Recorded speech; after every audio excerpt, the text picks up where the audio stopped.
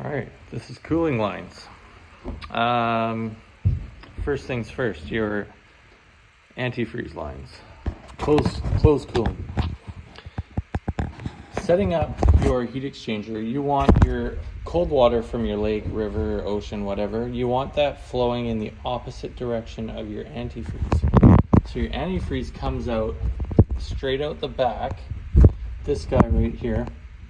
Okay, it comes straight out the back of the water pump. So I've got it running up and over, down, and into this guy. Okay, and then out, going in, and then coming around, and then it comes off on an angle and jets in right there. So this is your out, and this is your in. Okay, so that's antifreeze. And your left side of your overflow goes into the top here. And then this is just the overflow pressure relief drain, whatever. Okay, that just goes into the bottom of the hull.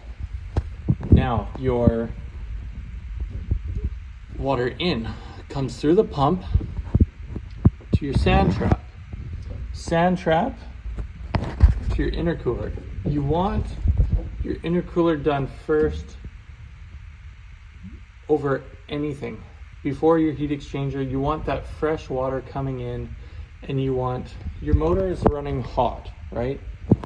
Everything in here is a big friggin' oven. So you want fresh, cold breaths of air. You want your intake, your air intake to be as cold as you can. So you don't want to run this through your heat exchanger first before that, because then your water is going to be a little bit cold, a little bit warmer. You want your intercooler cold. So water in, sand trap first, let's clean the water. Then you want cold air, so you put the water into your intercooler, from your intercooler, then to your heat exchanger. Okay, remember our antifreeze lines runs this way, right? And our cold water is running this way. Antifreeze this way, cold water that way. Now, cold water coming out of your heat exchanger, running down and around to the exhaust manifold.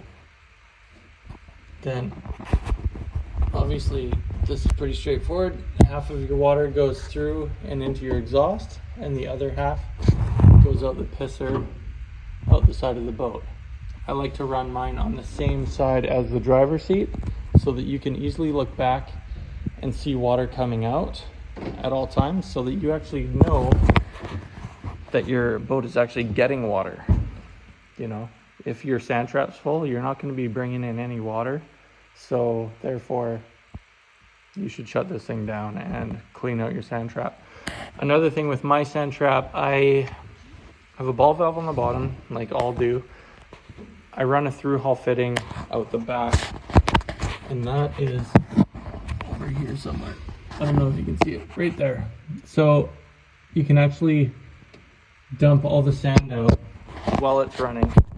And if you're in sandy spots all day long, you can actually have the ball valve cracked just ever so slightly, and it'll just constantly filter sand.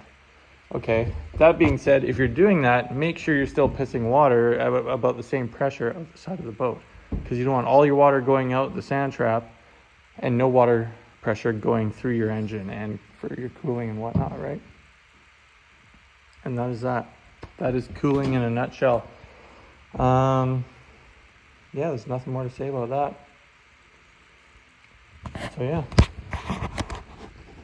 that's it. Build series done.